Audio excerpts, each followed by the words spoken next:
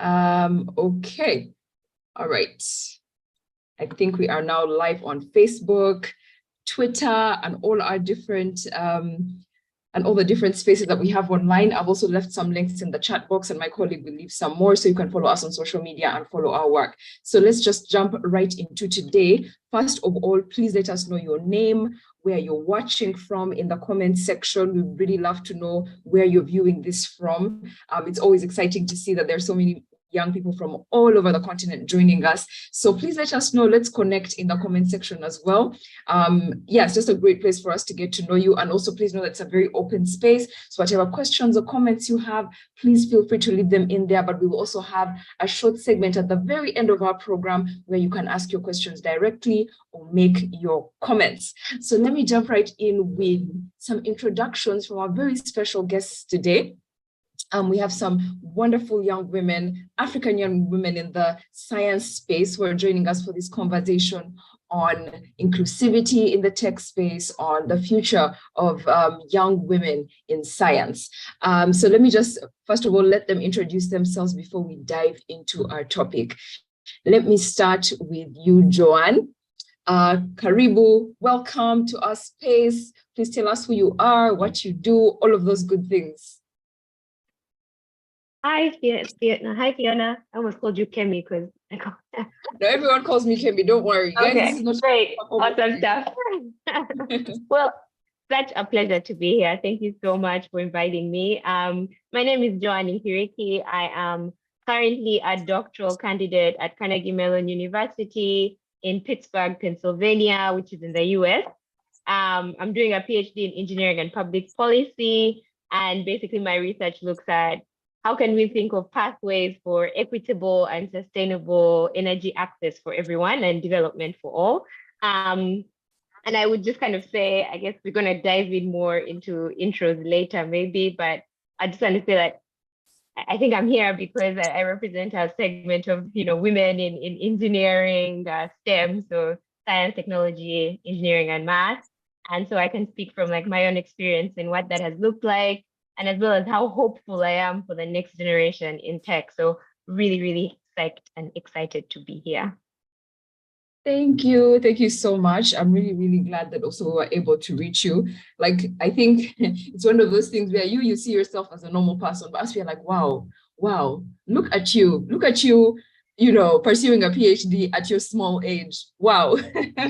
So welcome to our space. I know our second guest, Gloria Ojukwu, is here as well. So let me welcome her to just come and let us know a little bit about who she is. Gloria, please come on, please put on your camera if you can, and introduce yourself. Let us know a little bit about who you are and maybe even what you do. Gloria, I think you're muted. Can you hear me? Yes. Okay, so hi, good evening from Nigeria, and I'm excited to be here, and honored also to be here. So my name is Gloria Ojukwu, and basically I am a product manager, and I'm also the founder of HerTechTrail. So HerTechTrail is like an organization for Black women who are interested in starting a career in technology, with different technology skills. So I've been doing this for like 3 years plus now, and I'm also a graduate of computer science. So basically, I've been so much involved with, bringing more women into tech, ensuring that they have the right resources, the right platform, the right materials to get sustained in their chosen tech careers. And today I'm going to be joining to discuss the tech inclusivity in the basically everything about inclusion in the tech space, and basically like gender inclusion as well. So thank you so very much for the invite. Thank you so much, Gloria. We are very, very excited and humbled actually that you spared some time to come and spend with our audience here at ULead Africa, so that we can have hopefully what will be an informative conversation, and one that people can learn from, young women who are not just in tech, but maybe who was also just chasing something else. And also the young men, we are not forgetting you, please. We are glad you're here. This is a very inclusive space, so we want to have a conversation that is beneficial for everybody that's attending. And please feel free to invite a friend or someone that you know would be interested in this conversation. I think I'm just going to send the link one more time so that you can just copy it and send it to a friend that you'd like to invite. And, you know, they can come along and not miss the conversation. And just a reminder that they can also join us on our Facebook or on our Twitter. We're streaming on every platform that we have. So just in case they can't join on Zoom, they can join us over there. So, all right, give me just 1 second because technology will humble you in this world. Okay, all right. So we are going to have a discussion on inclusivity in the tech space and the next generation of women in science. We decided to open the year with this particular episode because the 11th was the International Day of Women and Girls in Science. So we thought that we'd like to open open our very first episode with a conversation on precisely that, young women and girls in science, what that space looks like, and what it could look like, what could we be doing, what are the real experiences of women who are in those spaces today, what does that look like today? So let me start with just like a quick icebreaker. It's always a nice way for us to just kind of get to know each other on this program, because it's this, I keep telling you guys that this is not really a conference, super formal webinar. So just going to start with like a light icebreaker, and I'll ask our guests to let us know, one, what you're listening to right now, and one word that describes you. So let me go back to Joan. Joan, what are you listening to right now? It could be absolutely anything. Like what's that song that you have on replay, and what's one word that says Joan? Really hoping you choose Gloria first, but I'm happy to go. So when you ask what I'm listening to, the last thing I listened to was a sermon by Pastor Sarah Jakes, and it was called Rise Up. It has other words in it, but I think the point of the sermon was just doing the uncommon thing, that thing that seems like you're a crazy person for doing it, but if God has sent you on that mission, just going out and doing it, which is so relevant for today, I think, because for some of us, stepping into tech spaces feels like that thing. So that's what I've been listening to. And I think on a regular basis, I'm reading, because I am in a phase where I look at the computer so much that when I need a break, I don't want to be near technology, which is the opposite of what we're kind of chatting about. But you need those breaks, do. And I would say a word that describes me, there are many, but the first one that came to mind was curious. I think generally from when I was young, I've always been that person who wanted to know, like, why are things the way they are? They gave me the Barbie doll and I was taking it apart to kind of understand what was happening there. And I used to watch my brothers take apart computers, and I'd, start asking myself, like, what is inside there? Like, can we think of the things and figure out what's happening? I think as a person, the quote, curiosity killed the cat, has now taught me I have to be very selective about what I'm curious about. So now it's selective curiosity, but the word is curious. Okay, amazing. Thank you for sharing that. I feel like even the thing that you're listening to gave us something to think about, so thank you. Thanks for sharing that. Let me go over to Gloria. Gloria, what are you listening to, and what's one word that describes you? When you say what I'm listening to, you mean right now? And generally, like, for example, this week, what maybe song are you listening to? Or it could be something different, like what Joan has shared. It could be a sermon, it could be a talk. So what are you listening to? What are you enjoying to listen to right now? And one word that describes you. Okay, so basically I think I think it's more of like reading. I'm basically like reading. I've been immersed into this book this week, and it's all about real estate. So I'm currently trying to explore the real estate world. So I'm kind of new to it, but it's kind of, challenging, and it just dares me to do something new. And basically, so one thing that describes me is basically like I'm very diligent. Like a lot of people know me for someone who is very diligent. I always want to try something very challenging, and I think that's really one thing that describes me.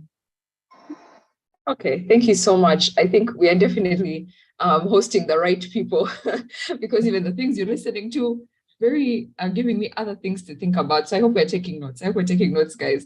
But let's get into our conversation today. You both told us a little bit about what you do. And specifically, when you talk about inclusivity in the tech space, I'd just like to know it's a question that I'll ask to both of you. So you, as a woman that has been in the tech space in some way or form for the past X number of years, what's your view on what inclusivity looks like in that space?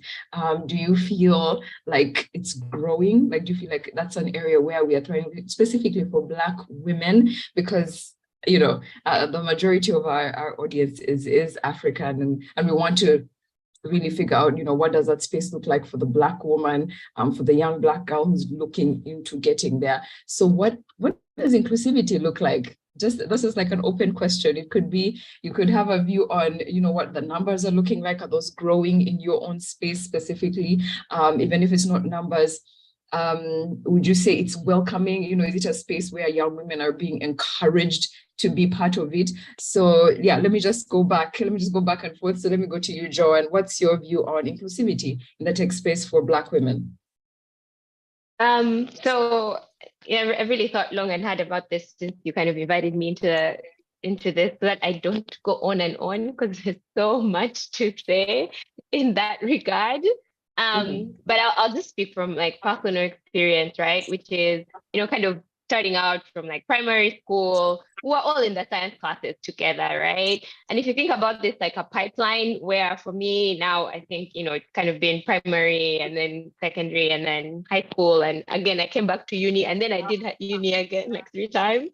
I've seen an incremental shift, right? So at first we were all these girls in class, and over time I sat through some of my engineering classes, and I was the only girl in class sometimes, which maybe at first it didn't even bother me, but after a while I was like, why is this normal? Why is this acceptable? This shouldn't be acceptable, right? So just to start, I would say like, we're not there, right? We're not there. I think historically, for sure, we have been in worse places, and a lot of women have come and paved the way, but we're still missing the mark, right? And I don't know if it's going to be like a back and forth to talk about this, because I really want to hear Gloria's perspective as well. But I would say that there's growth in the sector, but there's still so much more that needs to be done, right? So I just read a report somewhere where it said like, just for school, right? That you have like 18 to 30%, but you have 18 to 30% of African women in tech, like on a continent, which is really small. But in schools, you only have like 8% of girls leaning towards wanting to do tech courses, right?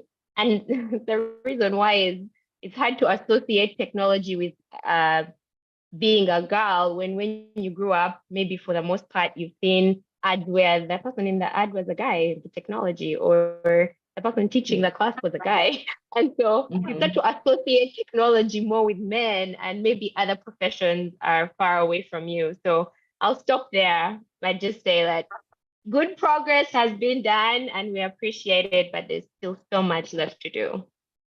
Okay, let me slide right to Gloria to share her thoughts on the same.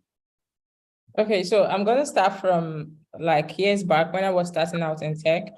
And one of the things that actually motivated me to get started is the fact that I didn't have like mentors, like female mentors. I didn't have like role models that I could, like Black women role models that I could look up to. So I was like, okay, since not much people are doing this, I think it's going to be like my new call to, get into this space and start helping a lot of women as much as I can. So basically, I found out that as I then, compared to now, right? When actually I founded HerTechTrail, we started with less than, I think, 100 people. But right now, globally, we have more than 10,000 Black women in the space of 3 years, getting into tech, a lot of them are getting the skills, some of them are getting the jobs, some of them are being promoted to leadership positions. So if I'm to wait, between then and now, so I found out that right now we have a lot of representations, unlike before where you get into a company, you might not even find a Black woman, in the tech team, a typical tech team. But right now, the changes are there, the growth is there, the encouragement, the representation is also there. So a lot of women are beginning to see people who look like them in higher positions in the tech space, and this can serve as a very big motivation to, okay, if this lady can do this, I know this lady, she's in my city, not like one person, like a foreigner out there that you seem like is something so very big. But once you see someone from your locality, from your community doing something that you'd love to do someday, there is this motivation that, okay, if this person can do it, I can also do it. So comparing now, with then, I believe there is so much growth. And I think the last research I carried out, I found out that there is about, out of the 26% of women who hold technology jobs, like up to 2% used to be like Black women, but right now I think they're up to 3%. So you see, it's like a very slow growth, but I think it's there, it's visible. And, looking at how much women can get help now in the tech space from their fellow Black women compared to before, I think there's been a lot of changes. But just like Joan said, there's still so much to do. And what we can do to basically solve that is to keep getting as much as we can, get as much more representations as we can, so that we have a lot of people, role models that the next upcoming generation can actually look up to. Yeah. All right, thank you so much. You both brought up some really important points that I think we can keep on building up on. Even just the concept of that maybe they're not enough, we're not seeing enough people in mentoring roles for young women, which is, it makes it amazing also what you're doing, Gloria, with HerTechTrail, providing a space for so many young women to get the mentorship they need, to see people like them doing that work. As someone who is not in tech, it's just, I think because like what Joan was saying about us growing up and seeing science very male dominated and represented a lot by men, even now when I see women in tech, it's like, I'm like, oh my goodness, this is so amazing. What can we do next? Like, how do we have more so that people are not so shocked? Like, it's too shock. It's still a shocking thing. It's still, oh my goodness, women in tech. Like, we need to get to that point where it's like, yeah, women in tech, that's normal. That's a thing that we are doing, and that's it. So it's amazing that that even just we have women who we can find online, because I found both of you online, that I can go online and find women who are doing really cool stuff in academia, and also in your space, Gloria. So it's really, I think it's really amazing and excites me personally a lot. Let me just read. Thanks, Joan. She said you shared something, just in case you guys would like to read later. We'd like to encourage also just a sharing of resources. So she shared about that statistic of 18 to 31% of science researchers are women, and there's a link there, so you can definitely save it and read later on. Let me also just read a couple of comments as we go on with the conversation. Daniel says that evidently in Tanzania, less than 10% of women are employed in technology. There's a lot of support needed needed in the tech space to support women and girls who want to pursue and cultivate their career in tech. Chisache Doreen says that young women have been left behind in the tech space and science because of the prevailing social norms and more patriarchal ills that seem to privilege men. I think if we can help to build awareness, it can help. And I agree. I think the more we talk about things and make them normal, I think it helps in some way. If you can even help, 1% of the people around you, or the young women that in your influence, in your space of influence, because we keep talking about how everybody is an influencer in some way. You have a couple of people you influence in your different space, even if it's literally just your sister or your daughter, or I don't know, your colleague. You have someone you influence, and so that when you're communicating, these things really, really matters. So I also wanted us to just share, to find out a little bit about your own journeys, because I think there's a lot to be learned. You're in different spaces in science, and I can imagine how different your journeys are. It's also intentional that that I have guests who are from completely different places on the continent, so we can have just like a really rounded and interesting conversation on what your journey has looked like. So Joan, what's your journey been like? I know you're heavy on the academia. Like, we just be seeing you and we're like, excuse me, how old? PhD? Wow. So tell us a little bit about your journey. I guess in a big way, I'd like us and the audience to just hear about, what is your why? Why this? Why engineering? And what's it look like getting to where you are, where you headed? Yeah, all those little things about your journey. You can start us off wherever you like. I might have neglected to say it, but I'm from Uganda, by the way. I don't think I mentioned it. But I think I'll start with actually the why before even jumping into this other side of the story. For me, I think a really big part of my why has always been, I really do believe in the fact that we live for larger than ourselves. So I think across Africa, we always recognize that as that Ubuntu spirit, like the community, right? That awareness that it takes a village to raise a child, right? So anything we do, everything we do, it's not just for your own gain.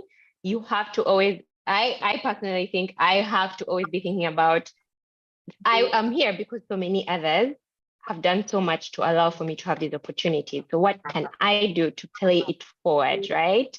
And so my big why has always kind of centered around that. And I always tell people that ultimately for me, the work has to have impact on the continent, right? Across Africa, it has to tie back to, that is where my heart is. And so that's where I start, right?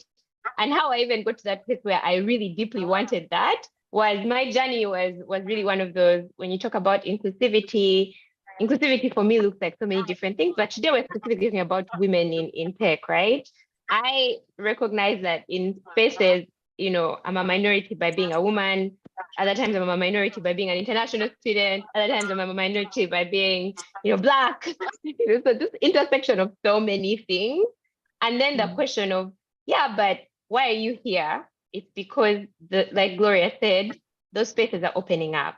Those opportunities are there, right? So we don't take that tone of we are complaining or it is a negative place to be where we constantly, every time you hear the word equality, I know friends of mine who are like, you guys have said it again. We all apply together for the jobs. And I'm like, no, it's not us versus them. It's not pitting people against each other. It really is working together. It really is that part of opening up those opportunities so that women have opportunities to be at the helm of these different things. So for me, when I was in, let's say, high school, sciences, right? And some people thought, I am blessed that my mom, I have 3 older brothers, I'm the only girl. My mom gave us the same opportunities. She didn't make me ever feel like, and I know that's not a privilege that everyone has, right? She gave all of us the same opportunities. Then, I'll quickly just say, as I moved into university, for me, that's when it got really stuck, like in my face. You are a girl in STEM, right? I would walk into class, I'd look around and I'm like, the other girl is sitting all the way over there. Like, what am I going to do? But I never thought to myself, I won't make friends with the guys, like the male in the room, right? When people said you're in a male-dominated field, I didn't challenge those notions. If anything, I let them sink in. And sometimes it can cause you to shrink. Sometimes it can cause you to have imposter syndrome and feel like you're not supposed to be in those spaces. So I had to learn. And a couple of the ways very quickly that I had to learn was, one, I said to seek out women who are in places I wanted to go. They're not many. That's the truth. And I don't want the next generation of girls to have to struggle to find mentors and role models the way that I have. There are not many.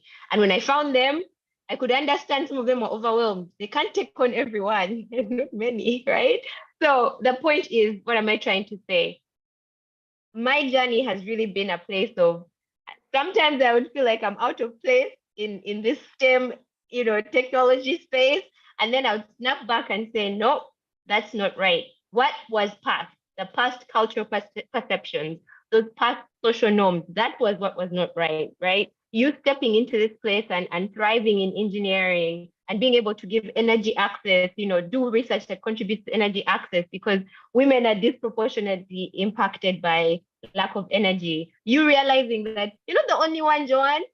SDG 7, a sustainable development goal, is dedicated to gender equality. The world recognizes that enabling women to have access to these opportunities unlocks economic prosperity for everyone, right? So I could go on and on, but on a personal level, I really, really have to say that, I'm hopeful, right? I'm hopeful, and I want to be a part of helping whoever I can within my bandwidth, of course, to make sure that they realize that there's a place for men, women, there's a place for all of us at these tables. But we still have to make and emphasize the fact that 3% is not enough, 10% is not enough, right?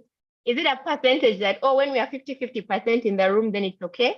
Oh, we have to define those things. Inclusivity sometimes may just mean the opportunities were available to everyone, but the people who did make it through the door were not 50-50, right? But did all of them have the same training? Did all of them receive the same opportunities? Was it a level playing field when we stepped into the room? We also have to track back and ask ourselves those questions. Did the teachers pay attention to the girls the same way they paid attention to the boys?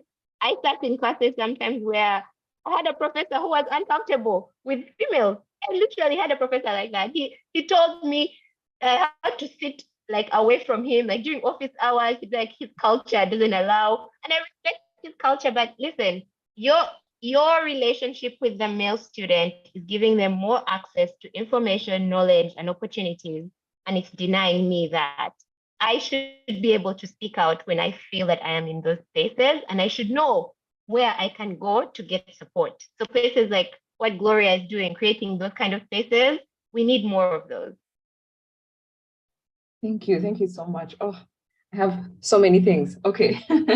I think that among other things, the concept of a level playing field is so important, and it really stood out for me. And you guys, please let us know what's standing out for you. Please put in those comments. I'll keep going there to refer to them. But yeah, that level playing field, because sometimes we are only looking at the numbers of, okay, this is what the numbers are, but how have those people gotten there? Have we provided the same opportunities at those different levels that would then, create those types of numbers at the top? That's really, really important. And that's definitely something to think about. But before I also go on, let me slide over to Gloria to share with us a little bit about what her journey has looked like.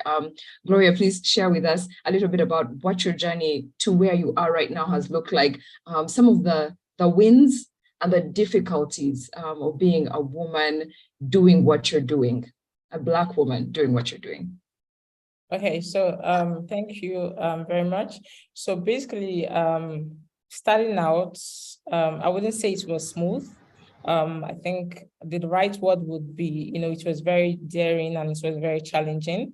And yeah, I think it still is, but compared to then, it's a bit better right now.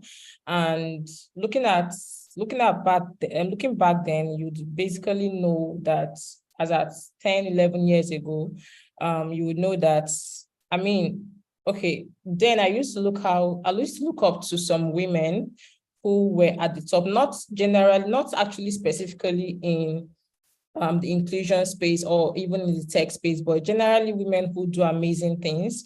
And when you look at these women, you would see that they do the work, and a lot of people are amazed by what they do. And that's actually, it has its own good side, and it also signifies something bad. It means that, for them to be so recognized, easily spotted out, it means that there is a gap, obviously, even though they are doing something very amazing. But if a man does something, basically everybody will say, oh, that is very great. When a woman does something, it's like, oh, this Black woman. So there's this, obvious gap that is there, that, it's when a woman does something good, it's easily noticed. So that's, in as much as it is good, it also signifies that there's a whole lot of gap that needs to be covered. So I think that was the first thing. And out of this, from these women, right, when they try to do their work, you see that not everybody can be motivated. Not everybody can, gain that strength from their work. Now, even from the people who are able to get motivated, not all of them have the opportunities. Not all of them have, the right platform. Just like Joan said, she said she has she had, or she still has, equal opportunities with her, male siblings. But not everybody, not every Black woman can boast of having, equal opportunities with their male counterparts, right? So out of these people who are motivated, some of them might not have the opportunity. So it dawned on me that, okay, in as much as these women out there doing amazing stuff, they are motivating people. If we don't have enough people who get motivated and actually stand against all odds, against all the imposter syndrome to continue the work, the problem is still going to even continue, and it might even get worse, right? So there was this, I think there was this urgency. It was like a matter of urgency for me. It was like a matter of fear as well. So it dawned on me that, okay, if there are no much people coming up, especially women, Black women, taking up these spaces, because these women are going to get old and they're going to pass, they're going to die, right? In hundreds years to come, they're going to basically, pass out. So if these spaces are not covered by the next generation of women, more problems might arise, even worse than what was already existing. So it dawned on me that, okay, this is like a matter of urgency, and these spaces basically need to be filled, right? So actually basically having like, or being an African Black woman in this part of the world, I am in Nigeria. So there's a whole lot of challenges, a whole lot of, discouragement. People will tell you that, are you sure this is what you want to do? I remember I studied computer science in school, and people would be like, when I was even trying to get my JAM form, people would be like, this is a course for guys. Are you sure you can do this? A lot of mathematics is involved. Are you sure you can actually do this? I remember vividly when I was trying to, go to offices in school then during registration. A lot of people, even women that were in these offices, told me basically that not every woman who goes into this course would actually come out, right, successful. So there were a whole lot of challenges, discouragement from people, even people who you thought should be encouraging you. Some of them would also, get to discourage you. So, but basically looking at the problem ahead, or problems that might still come out of the whole thing, I think it was a whole lot of motivation for me to basically get started. And it's not like the opportunities were like so palatable, but it's something that I knew that, okay, I could just start with whatever I have, wherever I was, and basically start solving this problem with any amount of, energy and resources that I could lay my hands on. Yeah, so basically the challenges were there, discouragement, people trying to tell you that these things are not possible for a woman coming from this part of the world. But to what end? How long are we going to keep, staying in that gap? So basically that is it. Thank you so much, Gloria. I think maybe let me just also say that I think it's so inspiring. I feel like other women also who are on the call probably feel how I feel when I listen to you guys talking about your own journeys and the obstacles that you had to go through. It even gives me goosebumps, because I think of my own obstacles in my own way, and how putting your foot down has, it's a good thing, but it's also difficult. You're sort of going against the wave. It's like things are going this way and you want to go this other way, and it's a difficult thing. So I respect it, because we all experience it in different areas. As women, as Black women doing very different things out here, you recognize yourself in someone else when you hear them talking about their journey. So I guess first of all, kudos, for braving that and doing what you're doing regardless. I think it's important for young people to continue to see other young people doing this type of thing, because one of the important things in our space is to show young people that other young people are doing things like this, that it's not, you don't have to be looking at people way in other generations, and they're young women just like you who are chasing these things and are just literally going 1 year at a time and doing something amazing over time. So I hope that even the young women that are just listening to you are feeling what I'm feeling, because it's always, for me, it gives me a lot of drive to see young women doing what they're doing in their respective spaces. Let me go back to the comments for a second, because I see a couple of comments. Okay, I see someone saying girl power. Okay, cool, girl power. This is an area, Enoch says this is an area that needs multi-stakeholder intervention to have a common approach. You definitely have a point there. Marceline says, I am a computer science graduate, a girl child champion, a digital champion. This discussion is really insightful in the process of, sorry, for some reason I can't see it, in the process of, I'm in the process of introducing a program where I will do mentorship in tech. I just want a world where all women can thrive in tech. That's amazing. I think that the more women we have doing this, which sounds a lot like also what Gloria is doing, the more women we have mentoring other women, then I don't know, I feel like that's when we're going in the right direction. It's really important to have someone who can inspire you, walk with you, guide you. Chisache says that our government's supportive when it comes to women in tech, our science teachers and lecturers creating peaceful environments for the girl child in tech.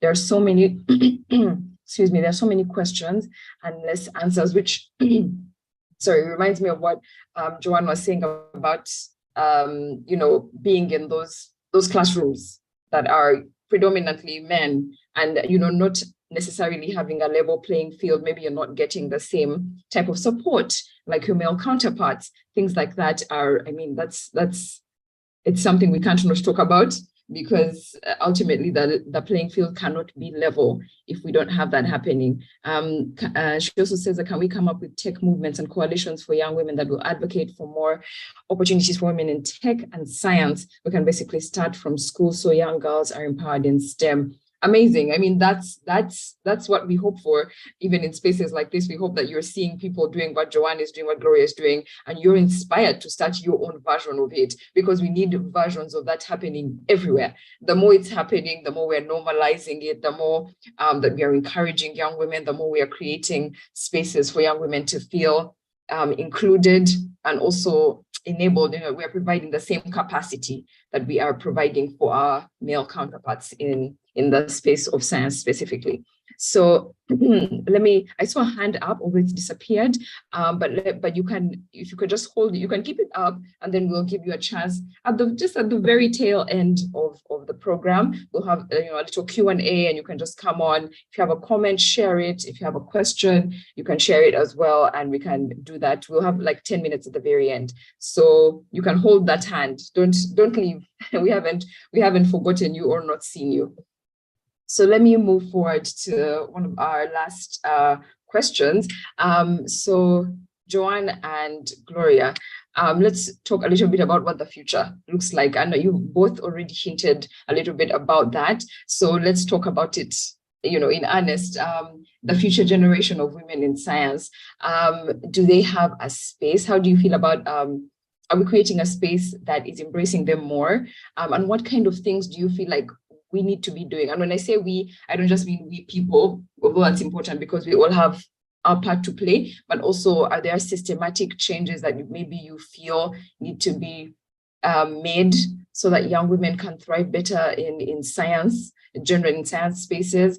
And also, what does that look like in your field? And I guess, what you also foresee, like how do you see the future for young women in STEM, in all these different spaces, in science as a whole? So let me go back to you, John. Kelly, you can't ask a loaded question like that and give me only 2 minutes to answer. I shall give you 3. Sorry, if I've got this right. Just a second, let me request my colleague to return me as host. Just return me as host so I can spotlight. All right, go ahead.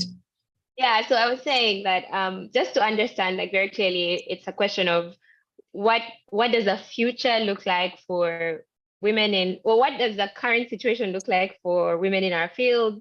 What does it kind of look like what does the space look like for future? Like, is it embracing women? And yes. The last one was recommendations or things we think should be done on a not just personal level, but like broader economic level. That just yes, yes, you got it. That's it. Okay.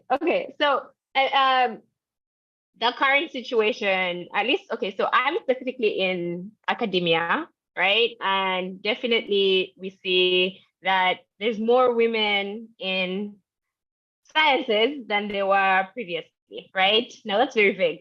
Previously, how many years ago, how many months ago? But the truth is that the numbers are increasing, even though there are still disparities, right? That link that I shared of that article is such a good article because specifically in Africa, there's a line there where they say that no country in Africa has achieved gender parity, that like in primary or secondary school. And what that means is that no country in Africa has more girls, right, in school, like primary and secondary, right? And this is an understanding that as you go to higher levels, people drop off, right? So there's such a huge disparity, right? That's just the stark picture. And when we give these pictures, again, I really want to emphasize that it is not to be doom and gloom. It really is to say, like, where are we starting from and how can we move forward, right? So the space, I think, looks very encouraging. I believe it does. I'm a very hopeful person. If you had asked me another word to describe myself after curious, I would have said hopeful. I'm a very, very optimistic and hopeful person. And I do recognize that there's so many people working in this space to do a lot, right? Some of the things we really need to think about, I think, on that point of no gender parity in primary and secondary, like minimum access, first of all. Girls, we should all have access to education, quality education, because as a continent, it just sets us back so many steps back before we even start to talk about the digital economy, right? So once we get into those spaces, now the quality of that education we are receiving, we need resources that depict us as women in those places of tech and leadership. That stories in the book should also have Joan was a science, whatever, you know, like I should have an example in my question paper where in my mind, I can associate and I know that these roles are not a male versus female role, right? From when I am a child, I should be able to associate the fact that sciences is for everyone, right? This space is for women as well, okay? I had mentioned previously that I'm in the energy space. On top of academia, I do energy work. And what we find is that a lack of access to energy disproportionately affects women, right? Which is in rural areas, the example that's typically given is that the girls will be passed over first, right? In most cases, for the male child to go to school, or the girls will have the responsibility of taking care of the home, of cleaning, of collecting firewood. And so ultimately, lack of access affects the girl child. So things like that, we really need to think about on a like national level, gender responsive policies that hold people accountable to make sure that girls are getting access to education and not being passed over. And not only that, they're not being disproportionately affected, right?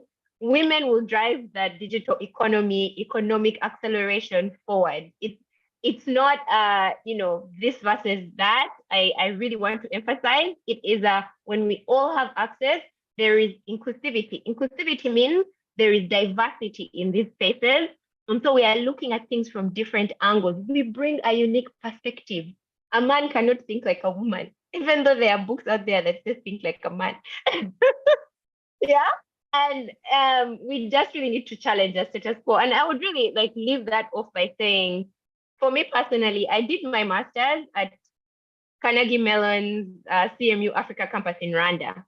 That place helped me come out of my shell. Like this rambling girl that's talking. If you had called me before to come and speak on a platform or talk to other people about my story, I would have been like, what story? What story am I sharing?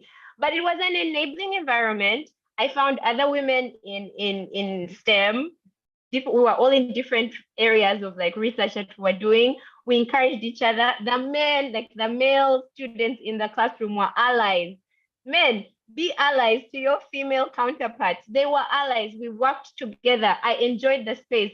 I loved the experience so much that I was like, wow, why wasn't this what I had experienced previously, even though I stuck it out, you know? And so I just want to say that creating enabling environments, like creating spheres of influence where women are given, or actually where we create opportunities as well, to be at the helm of like leadership and unlocking all these different things. It's just at the core of development. It is what it is. That was a spirited, yeah, I felt that. Thank you for sharing that. And that you kept saying enabling environment was also really speaking to me, because that's something we keep talking about, creating enabling environments for young people, for women to lead, to take up space in really everything, in politics, in tech, in everything. It's so important. And even just like you talking about how uplifting the environment of your school was in is such a testament to the kind of spaces that we need. And as a creative, even for me, I can relate to that on some level, because creatives also don't get enabling environments as much as we should. And I know it's not just creatives; it's so many different areas, of profession, that we are not receiving the type of enabling environments that can help us become, actually become who we're trying to become in our chosen, like your chosen path, like that thing that you're actually supposed to be doing. So thank you so much for sharing that. And I also love that you talked about having that it's not, it's not a men versus women thing. It's, we want to have men as our counterparts. We want men to be part of the enabling environments, because ultimately it benefits everyone when we are sitting at tables where it's diverse and we are getting input from people from different walks of life, different gender, different, just different everything, so that we can really start to impact in our different spaces, not just for one community or one gender or one demographic. I don't know, it's just so diverse. Even when we just talk about Black women, it's like there's all these different Black women, we're in different economic circumstances.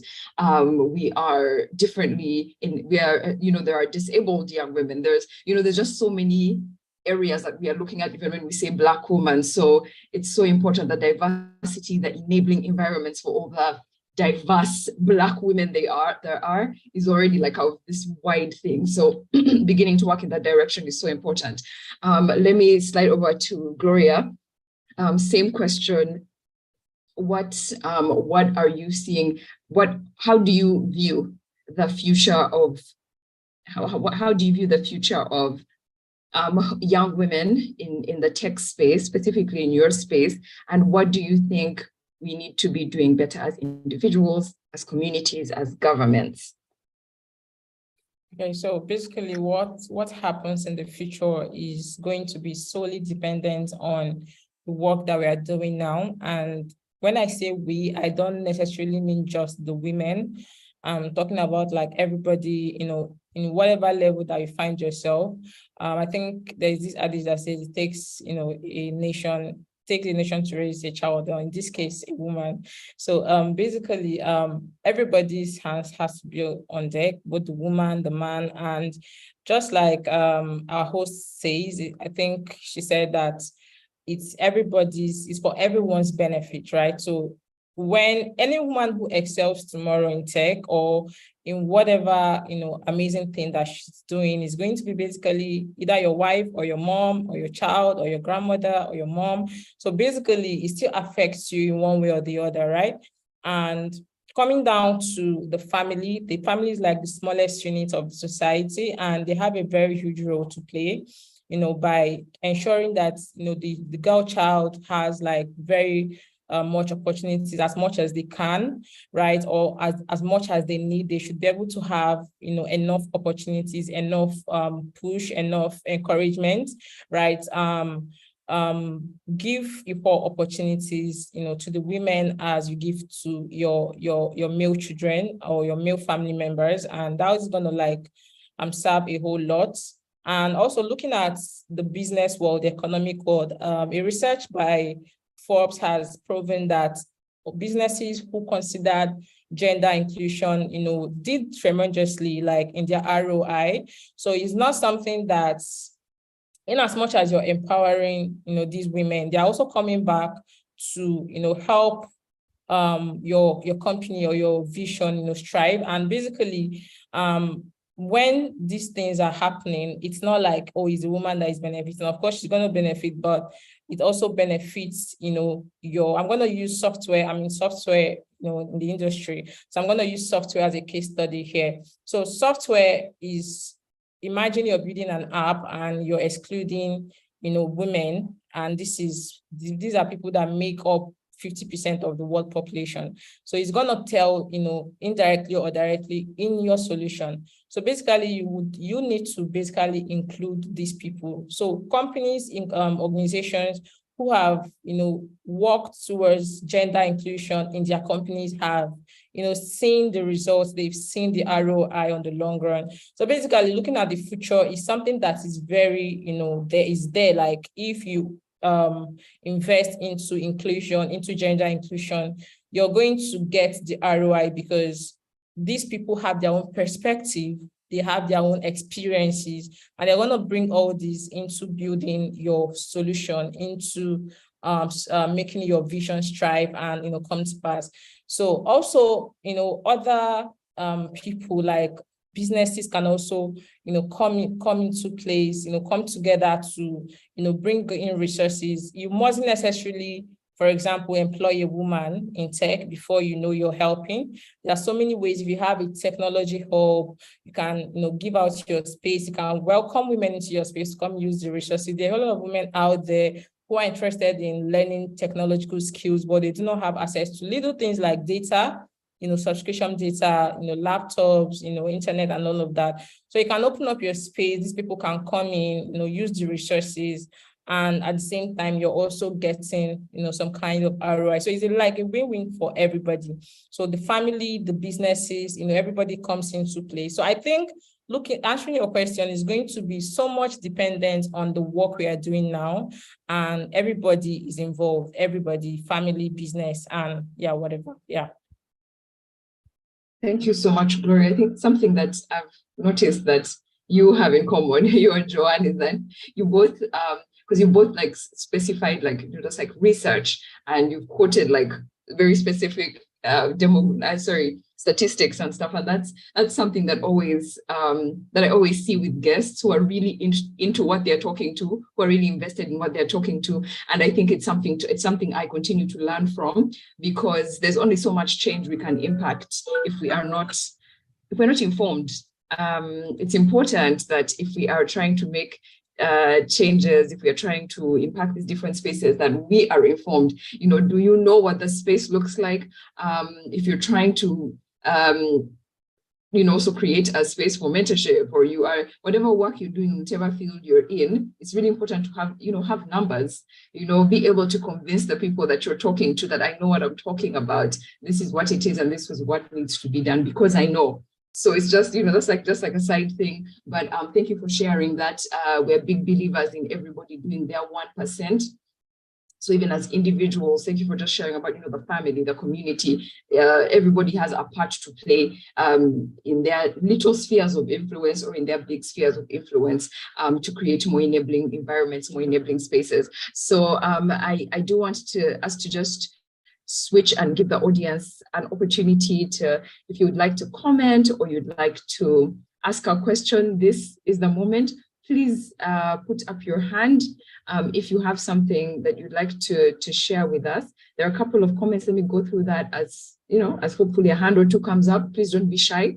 This is a very relaxed space. We're just a couple of young people like you that are interested in this topic. So please feel free to put up your hand, and we will give you we'll give you 1 minute, because we're slightly out of our 1 hour program time. So let me see. Faith says, I agree with you, Joanne, that we have a lot of potential.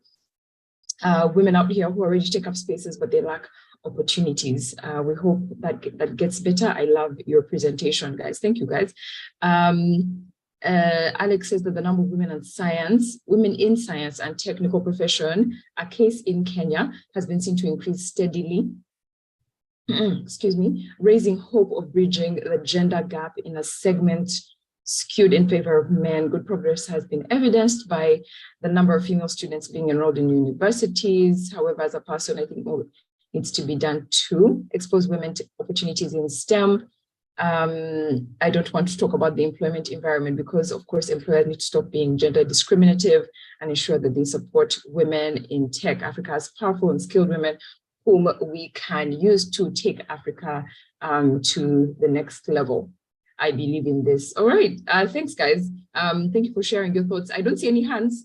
So I'm going to assume that maybe you're shy, and just hand over to, and we are a bit pressed for time, so I'm going to hand over to Joanne and Gloria to just give us like literally just their parting shots in like a minute, just your parting shots, the last thing you'd like to say to our audience. So let me start with you, Joanne. I want to do it in a minute. So this has been great. Thank you so much for inviting me. So it's nice to be able to reflect back. And I just say that, on a personal level, I want to encourage everyone that's listening, be curious, be hopeful, of course, and be bold, especially to the males that may be on this call. Be allies, like learn, educate yourselves on what the experiences of women have been in these spaces, and be an ally. On an academic or professional level, seek mentors. I have male and female mentors that I really, really encourage you to go and seek mentors, and then share what you learn, mentor others. And then learn also how to be very discerning of how you can speak up whenever things are happening that should not be, right? So you should be able to speak up when you recognize that there's this uneven treatment of male versus female in a space that you're in.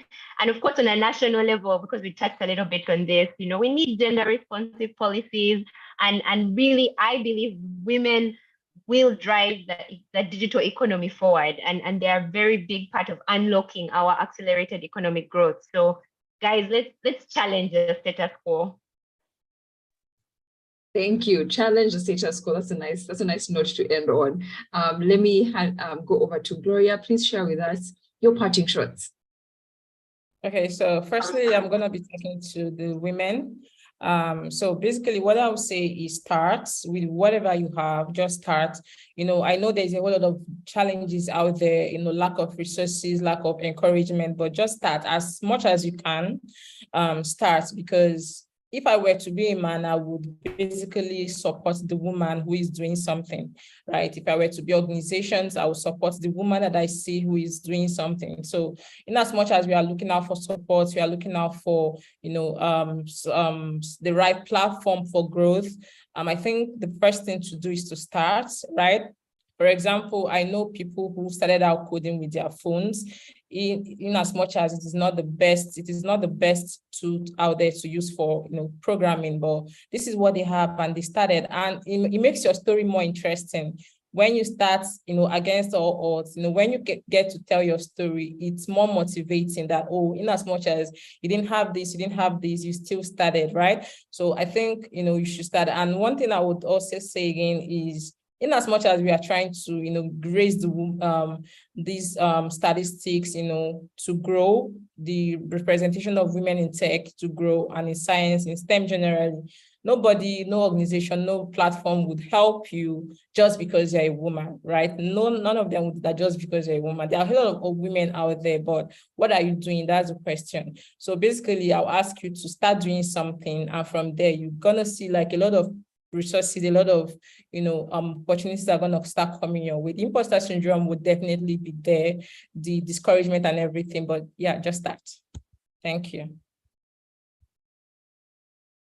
Thank you so much, Gloria. Thank you, Joanne. We really, really appreciate your time. Thank you for just carving out all this time to come and sit with us, share your stories, inspire us, and just help us have a view from people who are actually in there. It's just important to talk to women who are in those spaces and really know what that looks like and what they have to share. So thank you very, very much. We are really, really humbled that you spent this time with us. Thank you to every single person who has joined us as well. We appreciate you coming and spending your evening, your afternoon with us. We really don't take it for granted. And we hope that you can also just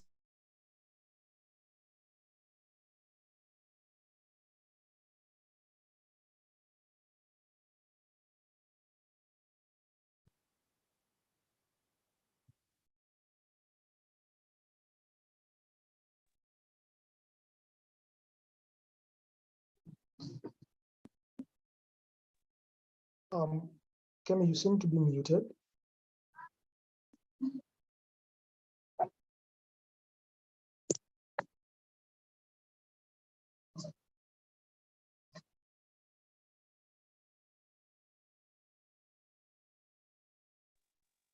tells you. So, what further consent you can? Okay. Sorry, guys. I'm not sure how I got muted. Sorry about that. I'm not sure where I dropped off, but thank you. Thank you once again for spending your time with us, our audience, our guests. Gloria, please do share with us how we can reach you and read about your work on HerTechTrail. I'm sure there are young people here that are interested. Okay, someone's mic. Okay, sorry guys. Please do make sure your mics are off.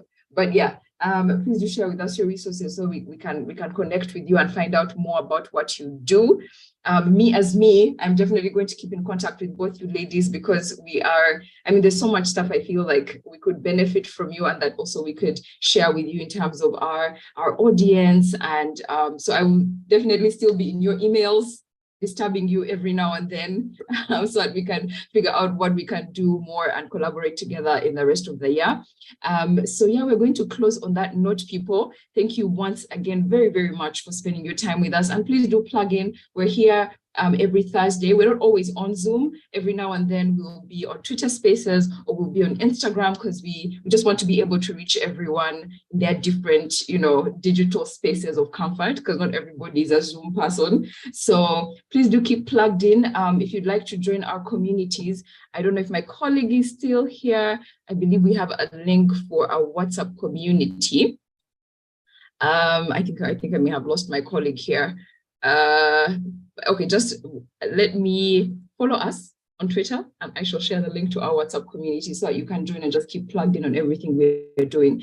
So let me close there, try and keep it short and sweet. I was about an hour, 10 minutes.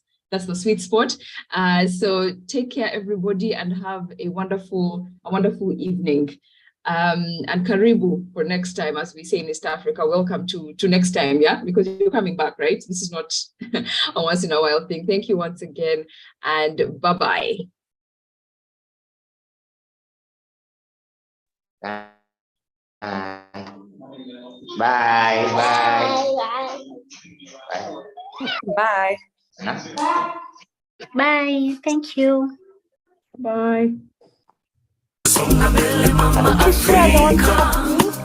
Africa, tusonga mbele mama Africa, Africa, Kwa favor Africa, mwishani wote ya bonjour, mama. Country to country, yeah, we gotta work together. We are leaders now, aiming high for the better. Together, to make our nations greater, our sharing to the power. So you lead, I lead, we lead together. So you lead, I lead, we lead together. We will lead, we will lead. Let your dream be a reality. We will lead, we will lead. Let your dream be a reality. Yeah, listen, together we shape young men and women. With the pillars, with the future, here we are. Let's join together with ability to change communities. With love, with peace, to respond to our need, to call for unity. Africa, hear me cry. Never leave me alone. As I see light in a brighter future. Let's join hands for youth and women. Let's join hands for youth and So you women. lead, I lead, we lead together. So you lead, I lead, we lead together. We will lead, we will lead. Let your dream be a reality. We will lead, we will lead. Let your dream be a reality. Vijana wa Afrika wote waungana, vijana vijana kutoka mashariki, magharibi, kaskazini na kusini, hata na kati, twaja pamoja.